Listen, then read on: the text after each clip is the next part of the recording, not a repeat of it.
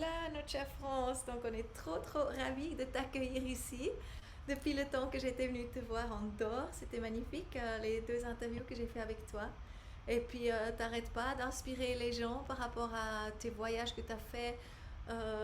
Voilà, tu veux peut-être juste raconter un petit peu ton voyage autour du monde en bateau et puis aussi par rapport à tout ce que, ben, toutes ces sagesses par rapport au miam aux fruits, les bains dérivatives et tous Ça fait beaucoup de choses.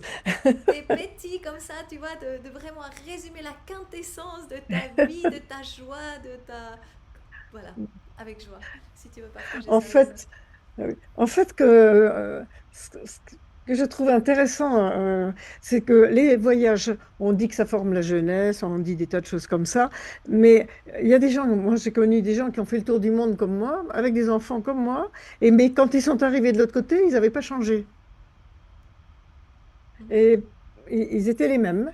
Et ça m'a fait très bizarre parce qu'en fait, quand on voyage, eh ben, tu en sais quelque chose puisque toi tu voyages aussi beaucoup. Eh bien, soit on évolue au fur et à mesure du voyage, soit on reste le même parce on n'absorbe rien. Il y a des gens qui n'absorbent rien. Ils arrivent comme ils sont partis. Puis il y a des gens qui, quand ils voyagent, ils absorbent énormément de choses. Et moi, par exemple, quelque chose de flagrant qui a été... Pourtant, j'ai grandi à Tahiti dans une famille où euh, ma mère, mes oncles et tantes n'ont jamais été à l'école pratiquement. C'est leur père qui leur a fait l'école. Ça ne les a pas empêchés d'avoir des super métiers. Le fils aîné de mon grand-père, qui n'a jamais été à l'école, hein, eh bien, il a été chef administrateur, enfin, directeur administratif de l'hôpital de Los Angeles pendant 40 ans. Euh, alors déjà ça, je savais que on n'était pas obligé d'avoir des diplômes pour être très très bon. Voilà. Mais de voyager, euh, je me suis rendu compte que dans n'importe quel pays, qu'on soit papou, qu'on vit tout nu, etc., etc., même quand on vit dans des conditions extrêmement, qui paraissent très rudimentaires, eh bien, on a les mêmes discussions philosophiques, les mêmes réflexion sur l'éducation de ses enfants. C'est exactement la même chose, les mêmes problématiques et avec autant de profondeur du côté des gens qui ont étudié, puis ceux qui n'ont jamais étudié.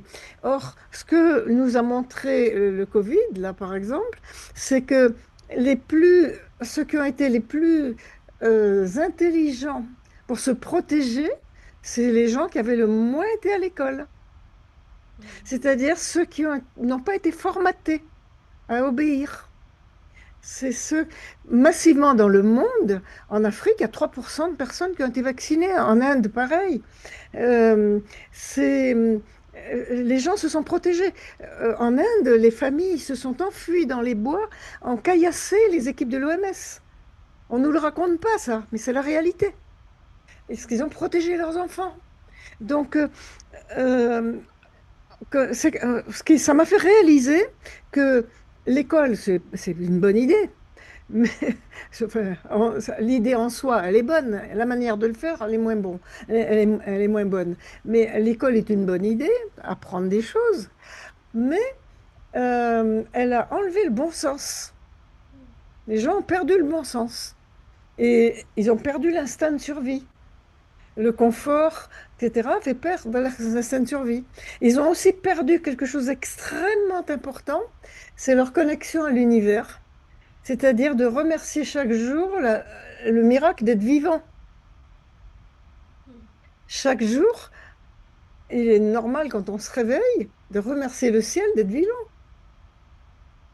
C'est tout bête, hein? Et chaque fois qu'il nous arrive, enfin, tous les jours, le soir, avant de s'endormir, c'est normal de remercier le ciel ou qui on veut, moi j'en sais rien, hein. Enfin, remercier en tout cas de toutes les bonnes choses qu'on a eues dans la journée. C'est, moi, c'est ma prière de tous les jours. Donc le matin, je remercie d'être vivante. Je trouve que ça tient presque du miracle. Et puis le soir, je remercie de toutes les bonnes choses qui sont arrivées.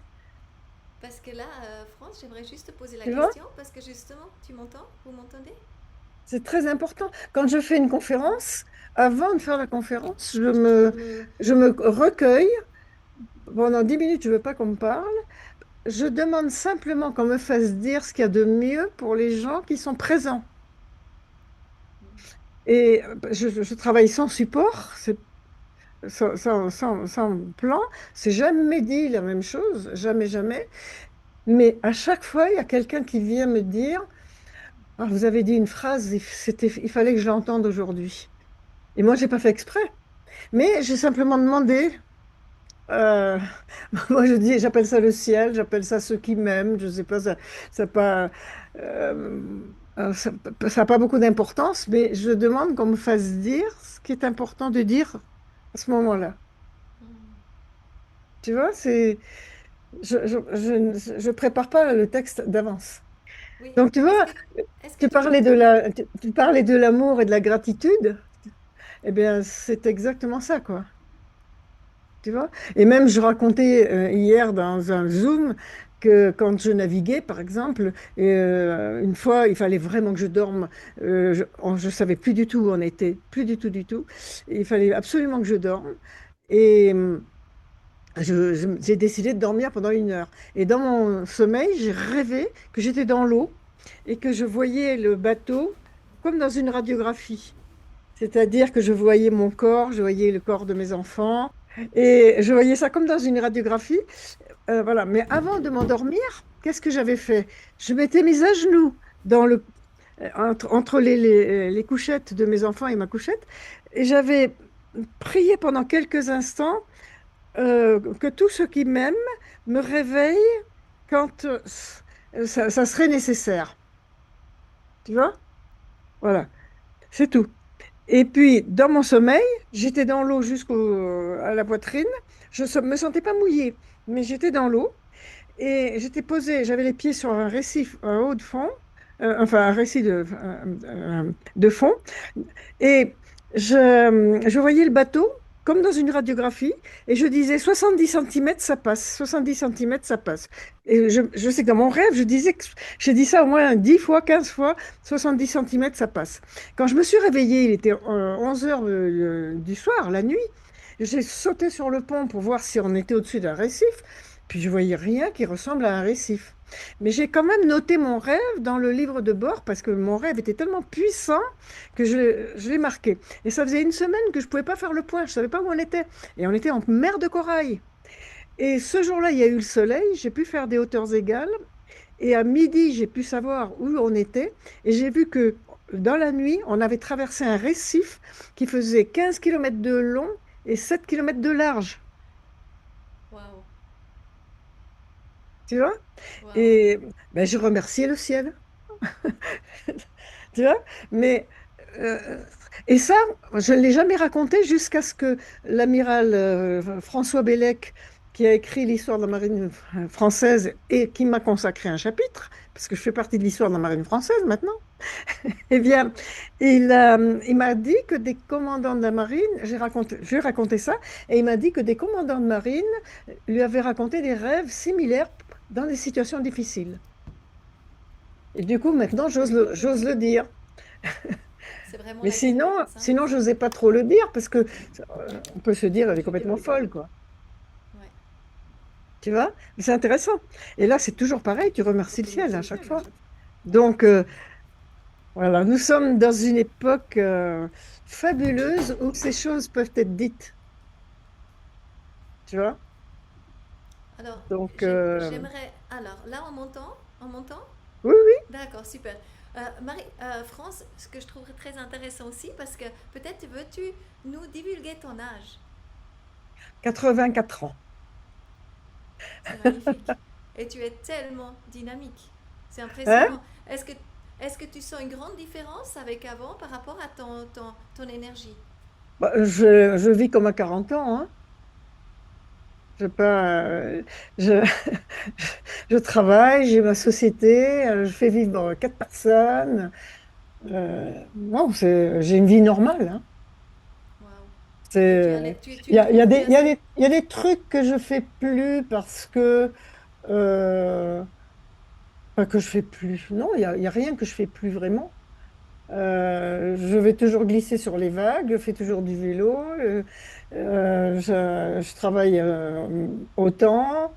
Euh, je cours moins vite. Voilà. L'autre jour, j'ai couru dans un magasin parce que je voulais voir une copine. J'ai pas vu qu'il y avait une caisse qui avait été posée par terre. J'ai cogné dans la caisse. Je suis pas tombée. Je me suis juste arraché un bout de peau de la jambe, du tibia. Mais non, je suis pas tombée. Et tu sens que ton énergie, en fait, elle est vraiment complètement au rendez-vous. Ah ben, je fais pas de différence. J'ai même été plus fatiguée à certains âges quand je mangeais mal. Euh, j'étais plus fatiguée à 50 ans quand je mangeais mal, par exemple, parce que je me déplaçais beaucoup, j'ai acheté un truc à droite, un truc à gauche, je faisais plus la cuisine, voilà. Mais non, pas du tout. Au niveau de l'énergie, ça change pas. Euh, Écoute, à 76 ans, j'ai grimpé au cocotier, hein. J'ai vraiment grimpé un cocotier. En Guadeloupe parce que j'étais arrivée la nuit pour une semaine de stage et puis on m'a déposé dans une maison gentiment, mais il n'y avait rien à manger ni à boire.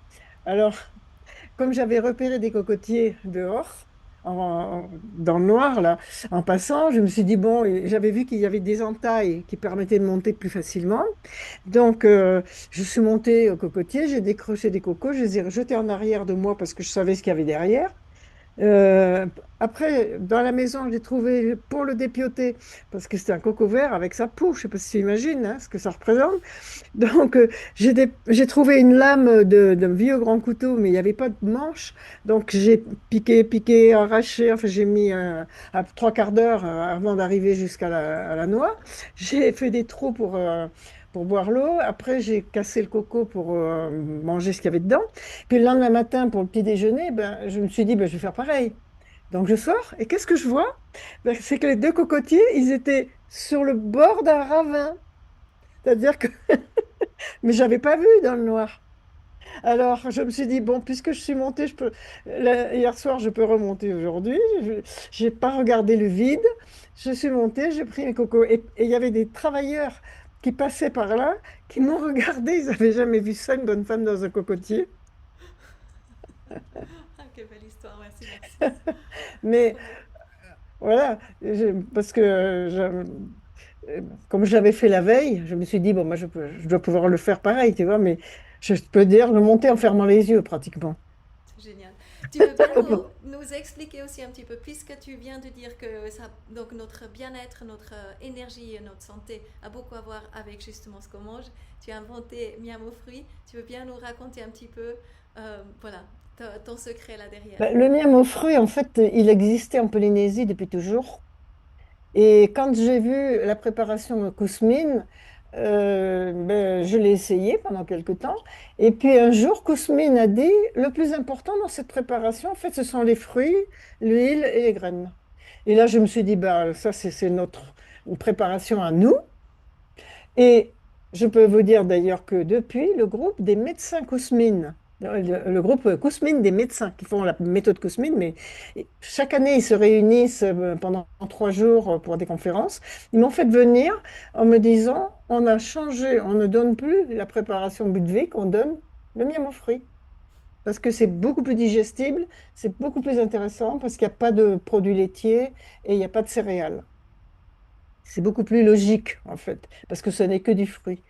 Et le miam aux fruits, alors ceux que ça intéresse, sur mon site, ils ont gratuitement la recette du miam aux fruits, ils ont la recette du miam aux 5. Le miam aux 5, il existe dans tous les pays du monde, c'est un couscous, une paella, un cassoulet, tout ça, ce sont des miam aux 5. Sauf qu'on a complètement déformé les recettes. C'est-à-dire qu'on a complètement déséquilibré ces plats. Une paella, c'est pareil.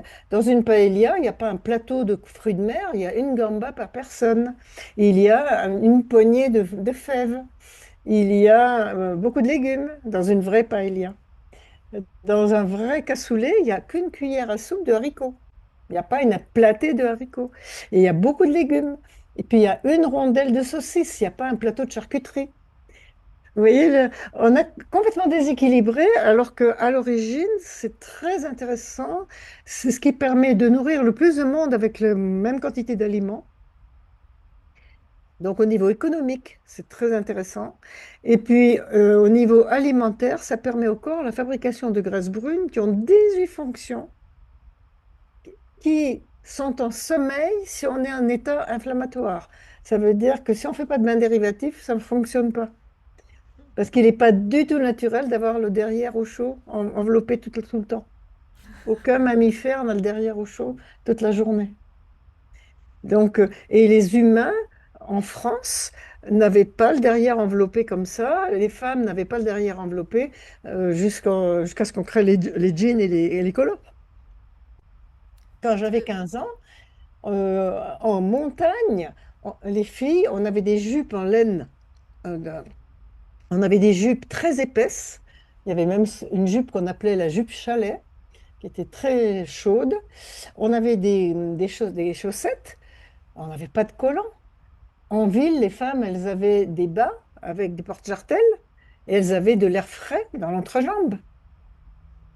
Elles n'avaient pas le derrière au chaud toute la journée et elles vivaient 10 ans de plus que les hommes. Alors que maintenant, elles ne vivent pas 10 ans de plus que les hommes parce qu'elles sont habillées comme les hommes. Les femmes paysannes en France, elles avaient des jupes avec des culottes qui étaient ouvertes. Elles faisaient pipi debout dans les champs. Elles écartaient les jambes pour faire pipi. Et elles n'avaient pas le derrière enveloppé. Vous voyez? Donc c'est important de comprendre ces choses-là. Mais on l'a oublié très vite. Donc, On tu veux oublie très expliquer vite. parce que peut-être pas tout le monde sait ce que c'est le bain dérivatif. Donc, qu'est-ce que tu as développé et puis ça vient de toi ou est-ce que tu as pris ça de quelqu'un? Hmm. Attends, pardon? Est-ce que les bains dérivatifs, justement, ce que tu proposes, tu veux juste expliquer ce que c'est et Oui, est-ce que... alors les bains dérivatifs, je veux dire, j'ai refait le livre sur les bains dérivatifs, que vous voyez là.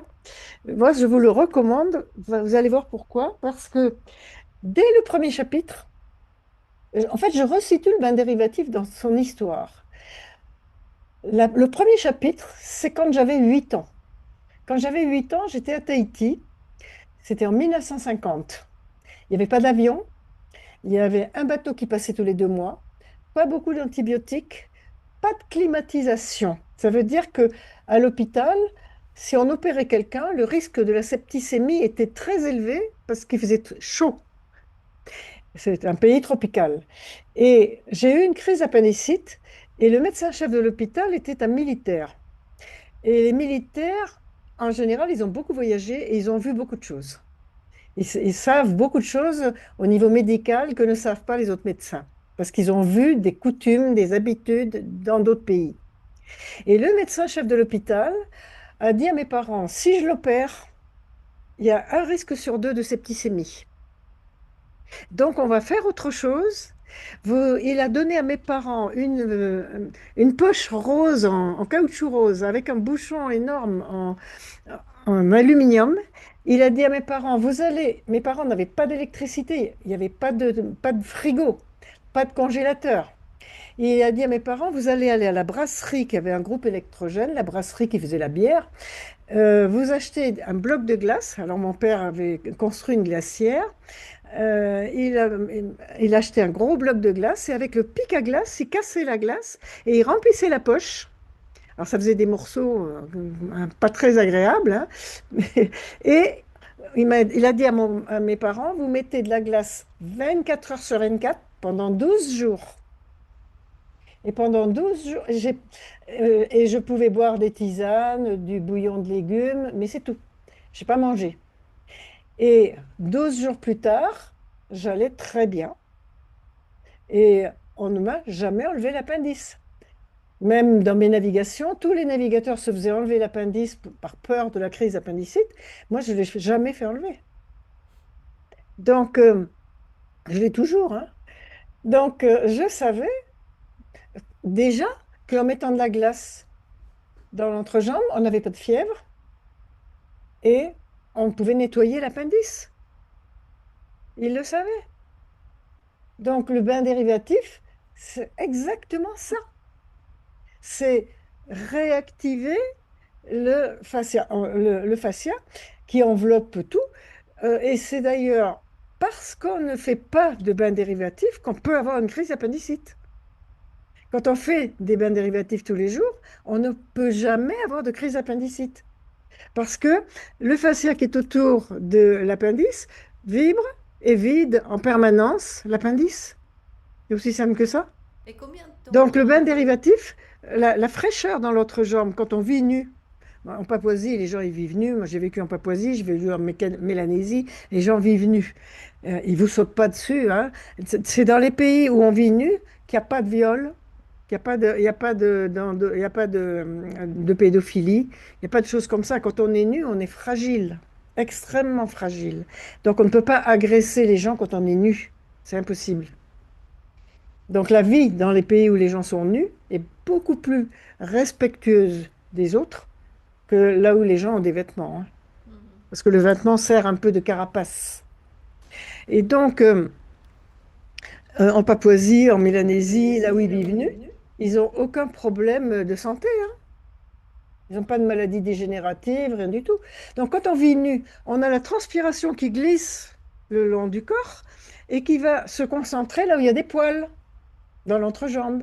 Et quand on vit nu et on marche pour aller cueillir des fruits, pour aller chercher des légumes, on marche pour aller voir la famille, les copains, tout ce qu'on veut. Eh bien, en marchant, on a une ventilation dans l'entrejambe qui fait évaporer la sueur, qui va apporter cette fraîcheur, qui élimine en permanence l'inflammation du corps. Et en éliminant cette inflammation, eh bien, on déclenche le travail du fascia, le fascia qui transporte les graisses brunes qui ont 18 fonctions et qui va donc les répartir dans le corps. Et puis, ces mêmes graisses brunes qui vont équilibrer le système hormonal, équilibrer le cholestérol, le système hormonal, etc. Tout ça est équilibré en permanence par ces graisses brunes qui sont transportées par le fascia, qui circulent tout le temps, et ce fascia qui vibre et qui va nettoyer en permanence tout le corps. Moi, j'ai 3 personnes qui ont eu des cancers avant le Covid. Ces 3 personnes, pour des raisons de déplacement, euh, se sont fait piquer 3 fois. Eh bien, elles n'ont eu aucun effet secondaire et pas de rechute de leur cancer parce qu'elles n'ont jamais arrêté la méthode. Parce que quand on n'arrête jamais la méthode, eh bien, tout est éliminé, tout ce qui rentre dans le corps, même par injection, est éliminé tout de suite au fur et à mesure. Ça reste Wow. pas dans le corps. D'accord, d'accord. Mais ça C'est veut aussi dire bête quoi? que ça. France, tu m'entends? Tu m'entends? Oui, oui. Combien de temps Ça, tu mets moi, ça celles que par j'ai, ce sont jour? les 36,6. Hein? Combien de Combien de temps? temps? Tout le temps que je suis chez moi. Parce que pendant beaucoup d'années, j'ai essayé de voir combien de temps était le mieux, etc. Quand il s'agissait de l'eau et la cuvette, la meilleure réponse avec la cuvette, c'est le docteur Adrian van Der, qui a écrit une énorme encyclopédie de 10 000 pages que j'ai chez moi, euh, où il parle du bain dérivatif pour absolument tout, tout, tout. Il a écrit ça en 1958. Et 1958, les gens n'ont pas de congélateur. Donc, ça veut dire qu'il leur dit de mettre des bandes froides. Ça veut dire que les gens doivent tremper du tissu dans de l'eau froide, bien l'essorer. Il n'y a pas de plastique à cette époque-là pour se protéger. Donc, mettre ça dans l'entrejambe, il dit de mettre ça 4 heures par jour, plus toute la nuit, euh, pour être en bonne santé. Vous imaginez un peu? C'est énorme. Voilà. Aujourd'hui, on a des bandes froides, c'est beaucoup plus simple. Et on les met dans le congélateur. On les enveloppe bien parce qu'il faut pas que le froid, il faut que le froid qu'on sent soit extrêmement doux. Ça, c'est très important. La poche doit être très froide pour tenir longtemps. Mais ça doit être super bien enveloppé, c'est-à-dire que par-dessus la poche qui va avec, moi je mets 2 ou 4 épaisseurs de papier sopalin. Hmm. Ça m'évite de laver sans arrêt la poche. qui tient enfin, l'enveloppe. Ça m'évite de laver l'enveloppe tous les jours. Et ça me permet d'avoir une bonne isolation. Et quand c'est bien isolé, la poche dure longtemps. On tient longtemps avec. Moi, j'en mets deux. Elles sont fines, les 36,6. J'en mets deux l'une sur l'autre. Et je tiens à peu près 2h30, 3 heures. Si vous les enveloppez pas suffisamment, elles se réchauffent très vite, évidemment, au contact du corps.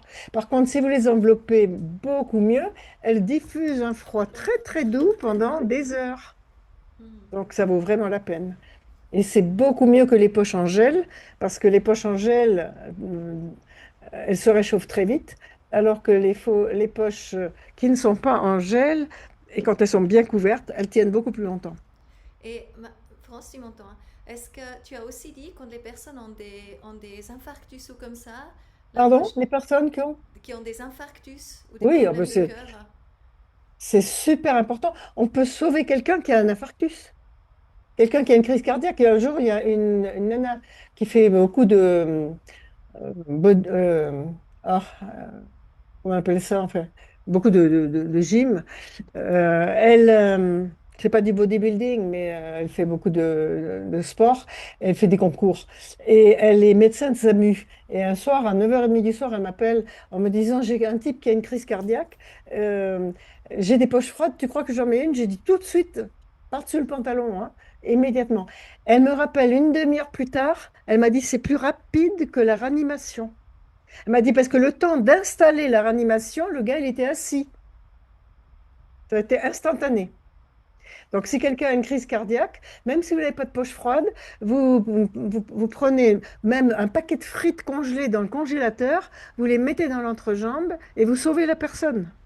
C'est très important. Il y a eu un grand article dans Der Spiegel, qui est un magazine allemand, un article en 4 pages où un cardiologue a sauvé un bonhomme dans une grande surface parce qu'il était près du rayon congelé et il y a un type très volumineux qui est tombé et qui a fait une crise cardiaque. Et le cardiologue a pris des paquets de frites dans le bac congèle, lui en a mis dans l'entrejambe immédiatement, et puis lui en a mis aussi sur d'autres parties parce que c'est un type qui avait très chaud, qui transpirait donc pour le refroidir plus, mais il lui a mis d'abord dans l'entrejambe et il a sauvé le bonhomme comme ça, vous voyez, Wow. dans le magasin, par terre, en utilisant les paquets de frites. C'est pour vous dire que c'est c'est quelque chose qui peut sauver la vie. Les gens qui ont eu un AVC, c'est très intéressant aussi, ils récupèrent 10 fois plus vite. Alors, sachez que avec ma méthode, si vous allez sur mon site qui s'appelle baindérivatif.fr, vous avez gratuitement toute la formation pour pratiquer la méthode. Vous avez plein de conférences qui sont gratuites. Vous avez notamment celle de Quimper, avec en plus les questions-réponses. Mais vous avez la recette du miam aux fruits gratuitement. Vous avez comment faire le miam aux 5, les explications pour les poches, vous avez tout, tout, tout, tout, tout. Voilà. Donc, pour moi, ça, c'est très important. N'importe qui y a accès complètement. Si vous voulez en savoir plus, ben, vous avez la méthode, vous avez le bain dérivatif, vous avez plein de livres que j'ai écrits. Vous pouvez commander des poches, il n'y a pas de problème. Et je fais des entretiens pour ceux qui le veulent, de 30 minutes. Si ça vous intéresse, vous pouvez vous inscrire, parce que ceux qui veulent s'inscrire, qui ont besoin d'avoir beaucoup d'explications, ceux qui ont des problèmes, des maladies, des choses un peu importantes, vous pouvez vous inscrire à partir de mon site. Voilà. Je n'en faisais plus, mais on m'en demande tellement que je me suis dit, je vais quand même en refaire. Voilà. Ben, merci beaucoup. Je Merci beaucoup réponds pour l'information. aux questions simples gratuitement par Internet, hein, évidemment. Mais quand c'est très long, très compliqué, il vaut mieux prendre un rendez-vous. Voilà. Ouais, c'est génial. France, peut-être pour clôturer, vraiment la recette miracle, je pense que tu m'entends? Tu Oui, oui, m'entends? je t'entends. Oui, la recette miracle, alors aujourd'hui, pour bien vieillir, on peut vraiment aussi dire c'est quoi? Eh bien, vous l'avez sur Internet, hein, gratuitement. Vous Ouais, avez, essentiel. j'ai aussi une page Facebook qui s'appelle Méthode France Guillain, où vous avez aussi la recette, vous la voyez, etc. C'est pas la peine. Non, mais là par rapport à notre échange maintenant, vraiment, de toi, spontanément, la recette pour bien vieillir, c'est être, voilà, Ah, la recette pour bien vieillir. oui, oui, oui. Bah, je pense qu'il y a deux choses importantes. C'est déjà d'aimer les autres, l'amour de l'humanité. C'est-à-dire vraiment avoir envie d'aider. Par exemple, là en ce moment, on vit une période où on a pu se fâcher avec des gens de la famille parce qu'on n'a pas les mêmes idées, etc. Eh bien, savoir que c'est eux qui auront besoin de nous quand ils vont tout comprendre et que c'est nous qui devrons les entourer et non pas leur faire des reproches. C'est-à-dire, il faut pas attendre, il faut pas leur exiger d'eux qu'ils vous demandent pardon parce qu'ils ne pourront pas. C'était trop violent pour eux. Et il faudra beaucoup les aider, beaucoup les soutenir. Moi, je pense que l'amour de l'humanité, c'est la première recette de, de bonne longévité. La deuxième, c'est de rester très actif, de rester dans la vraie vie. C'est-à-dire de ne pas se mettre au rencard dans un coin. Moi, je vois ici, par exemple, en Wie oud Andorre, staat die zo? je vois qu'en Andorre, par exemple, les gens, il n'y a pas d'âge de la retraite ici.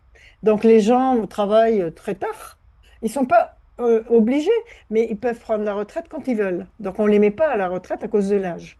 Mais ce que je vois, c'est que par exemple les écoles emmènent les enfants faire du ski toutes les semaines pendant 3 heures dès la maternelle. Et l'encadrement, ben, ce sont des gens précisément qui peuvent avoir même 75 ans, 80 ans, qui sont toujours sur leur ski et qui apprennent aux enfants à faire du ski.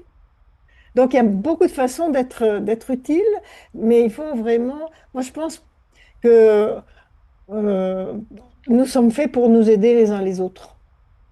Hmm. Je pense que c'est la base. C'est ce que tu fais en plus, donc tu peux comprendre. Et donc, je pense que c'est les deux clés principales. Même plus important que Le la reste nourriture. suit.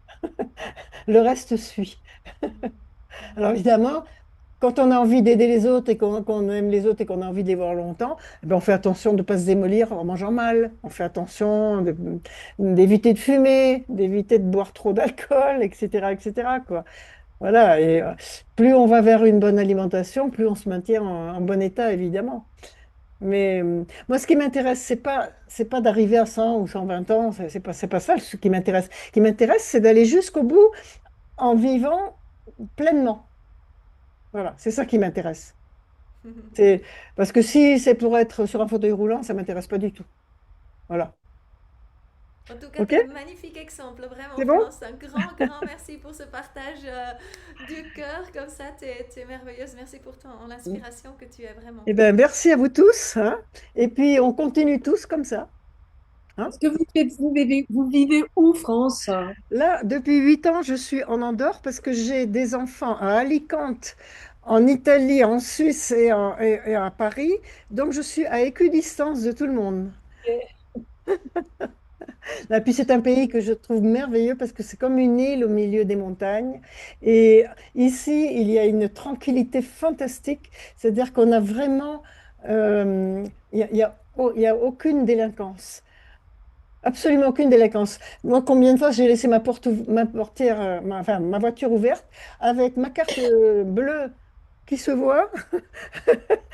Et puis, le- mais on retrouve tout. Il y a vraiment pas de problème parce que on est dans un pays qui est tellement petit où tout le monde se connaît.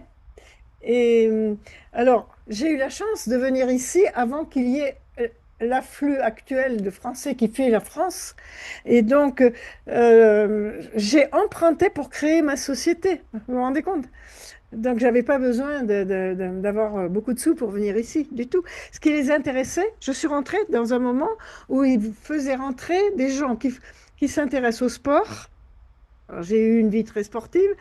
Les arts, je fais beaucoup de musique, moi, depuis l'âge de 5 ans, et puis j'écris des livres. Et la santé naturelle. C'était ça qui les intéressait. Et donc, je suis rentrée comme ça, parce que c'est un tout petit pays, hein, c'est minuscule, ça fait 36 kilomètres dans la plus grande largeur, c'est pas beaucoup. Et il y a même pas 80 000 habitants, c'est-à-dire moins que dans mon arrondissement à Paris. Donc, on ne peut pas laisser rentrer les gens comme ça, venir s'installer comme ils veulent, quoi. Il faut quand même passer par un filtre. Mais ça, c'est normal. Dans tous les pays du monde, c'est comme ça. Il n'y a que la France qui, et puis l'Europe de ces dernières années qui laisse rentrer tout le monde. Mais avant, il fallait toujours un visa. Il fallait, quand on voulait travailler, il fallait faire un travail que les gens du pays ne font pas. C'était comme ça avant. Moi, quand j'avais 20 ans, 30 ans, 40 ans, en France, si on voulait travailler en France, il fallait avoir un boulot que les Français ne font pas, par exemple. Il fallait apporter quelque chose au pays, ou parler une langue que personne ne connaissait, et puis ça pouvait être intéressant, etc. Enfin, vous voyez, il y avait des critères. On rentrait pas, on rentrait pour venir travailler, pour aider, parce qu'on manquait de main-d'œuvre, des choses comme ça. Mais on ne rentrait pas comme ça. On rentre pas dans un pays comme dans un moulin. Moi, j'ai passé un an aux Philippines. Tous les 2 mois, il fallait payer un séjour, une participation au pays. Mm. On m'a pas laissé rentrer comme ça. J'ai monté une école là-bas. Donc, à partir du moment où j'ai monté une école pour les gens du pays, eh bien, on m'a plus demandé ma participation. On m'a dit, quand je suis allée pour payer ma participation, on m'a dit, mais non, vous avez les tampons gratuitement. J'ai dit, ah bon, pourquoi? Comment ça se fait? Ah ben parce que le maire du village où vous êtes nous a dit que vous avez monté une école, alors maintenant c'est gratuit.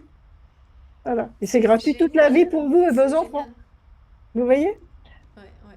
C'est C'était génial. parce que c'est normal de participer à un pays. Un pays, il a été fait par les gens du pays et c'est normal de participer. Voilà. Ouais. Aujourd'hui, ça s'appelle les impôts chez nous. Hein? Chez nous, ça s'appelle les impôts. Ah non, mais chez nous, c'est la folie. En France, c'est n'importe quoi. Mais ça s'arrête, ça va s'arrêter. Mais c'est, je pense que Rassurez-vous, on arrive à la fin de l'histoire. Il va falloir reconstruire, mais on arrive à la fin d'un épisode que malgré les apparences, c'est un chaos apparent. Faites attention parce que beaucoup d'informations qu'on donne sont fausses. Et donc, en réalité, on va vraiment, vraiment vers quelque chose de bien. Ne vous inquiétez pas. Moi, je suis sûre et je suis sûre que je le verrai. Donc, voilà. Moi, je ne suis pas du tout inquiète pour mes enfants et mes petits-enfants. Du tout, du tout, du tout. Ils auront une vie bien meilleure que nous avons eue, beaucoup plus respectueuse de l'être humain. magnifique. Parce que c'est pas respectueux de l'être humain ce qui est actuellement. Voilà. Mhm. Ouais. Et ce que tu dis par rapport aux Philippines, c'est très très inspirant en fait, que tu payes parce que tu viens, autant qu'étranger, mais quand tu participes à Bien la sûr. évolution du pays en Ben positif, oui. hein, en fait, oui, on t'enlève. Ça, c'est le nouveau monde en fait. C'est vraiment Ben oui, les ancêtres mais existent. partout où on va, il faut faire quelque chose. Ouais, ouais, Partout où on va, il faut créer quelque chose. Et ici, c'est l'exigence, justement. Ici, ils veulent bien t'accueillir si tu as quelque chose à créer, si tu as quelque chose à faire. Tu vois? Voilà. magnifique. Merci France, un grand grand merci à toi. Et merci à vous tous, hein. Et puis, peut-être une autre fois, On hein. fait comme ça. À bientôt. À bientôt. Au revoir. Bye. Raya sambakar chardum tutar khaye